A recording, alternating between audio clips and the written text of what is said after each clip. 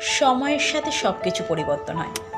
হোক না চেহারা খারাপ, হোক না ফিগার নষ্ট, তাতে কি আসে যায়। সবসময় মনে রাখা উচিত যে আমি কাউকে পৃথিবীর আলো দেখতে পারার ক্ষমতা রেখেছি। আমার চারপাশ থেকে সে ঘুরে বেড়ায়, আমাকে অনবরত মা মা বলে ডেকে আমার সাথে সে খুঁটিনাটি দুষ্টুমি করে, যে আমাকে তার নিজের মধ্যে নিরাপদ মনে করে। এর থেকে আর কি চাই? এতেই তো খুব খুশি। যদিও কখনো কারোর অ্যাটেনশন শিকার ছিলাম না আমি, তা নিয়ে আমার কোনো আক্ষেপ নেই। আমি এতেই খুশি। তোমাদেরও খুশি থাকা উচিত। আমরা ভালো থাকলে তবেই তো আমরা আমাদের সন্তানকে ভালো রাখতে পারব। সন্তানকে ভালোভাবে মানুষ করার জন্য যদি ফিগার নষ্ট হয়ে যায়, হোক না, তাতে কি যায় আসে? কিছুদিন পর তো ঠিক হয়েই যাবে।